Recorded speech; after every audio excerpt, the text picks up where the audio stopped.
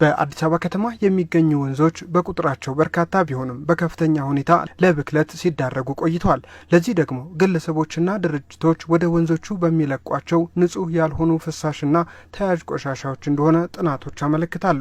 ይህንን ለመከላከልና የወንዞችን ደህንነት ለመጠበቅ በአስተዳደሩ እየተከናወነ ካለው የወንዞች ልማት ጎን ለጎን አዲሱ የወንዞች ዳርቻ ብክለት መከላከል ደንብ ቁጥር 180/2017 ተግባራዊ ተደርጓል። ደንቡን በተገቢ ሁኔታ ሁሉም አካላት ተረድተውት ተግባራዊ ማድረግ የሚያስችል የግንዛቤ ማስጨበጫ መድረክ በተለያዩ ጊዜያት ሲከናወን ቆይቷል። አሁንም ለአምራቾችና ለአገልግሎት ሰጪ ተቋማት መድረኩ ተዘጋጅቷል ያሉት የአዲስ አበባ ከተማ ደንብ ማስከበር ባለስልጣን ዋና ስራ አስኪያጅ ሻለቃ ዘሪሁን ተፈራ ናቸው። የከተማ አስተዳደሩ ንጹህ ወንዝና ጤናማ አካባቢ እንዲፈጠር የሚያደርገውን እቅድ ለማሳካትም በተለይ ለወንዝ ብክለት ስጋት የሆኑ ተቋማት ኃላፊነታቸውን በተገቢ ሁኔታ በመወጣት አስተዳደሩ ለሚያደርጋቸው የህግ ማስከበር ተግባራት አጋዥ እንዲሆኑም ነው ዋና ስራ አስኪያጁ ጥሪ ያቀረቡት። ህጎች ይወጣሉ፣ ህግ አስፈጻሚዎች ይኖራሉ። በበለጠ ግን የህዝብ ተሳትፎ ደግሞ ከማንኛውም በላይ ትልቅ ቦታ የሚሰጠው ነው።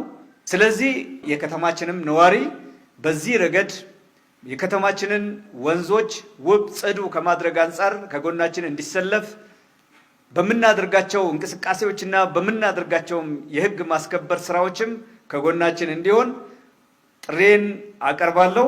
በከተማዋ የሚገኙ ወንዞች ለከተማዋ የውበት ምንጭ ሳይሆኑ የቆሻሻ መጣያና ማጠራቀሚያ ሲሆኑ ቆይተዋል ያሉት የአዲስ አበባ ከተማ አካባቢ ጥበቃ ባለስልጣን ዋና ስራ አስኪያጅ አቶ ዲዳ ድሪባ ይህ ታሪክ እንዲቀየር አስተዳደሩ በርካታ ስራዎች መስራቱን አውስተው ይህን ለማጽናት የህግ ከለላ በማስፈለጉ ህጉ ወጥቷል።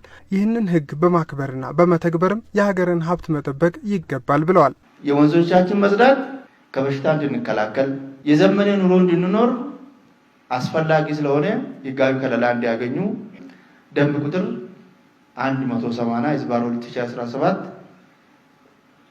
አጽድቆ ስራ ላይ እያዋለ ነው ያለው። ይሄ ደንብ በእናንተው ገንዘብ የለማው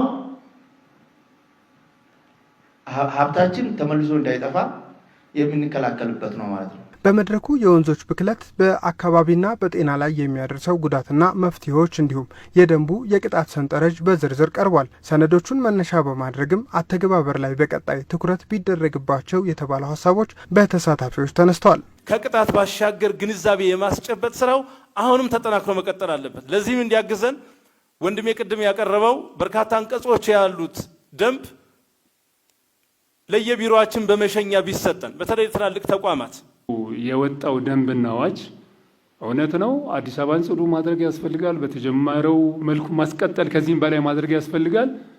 ግን እያንዳንዱ ሰው ተቸግሮ ነው ወዳልሆነ አቅጣጫ ውስጥ የሚገባው። መንግስት እንደ መንግስት ልማቱን ከማልማቱ ወንዞችን ከማጽዳቱ በተጓዳኝ ደግሞ ይህንን ችግር ሊፈታ የሚችል ነገሮችን መስራት መቻል አለበት።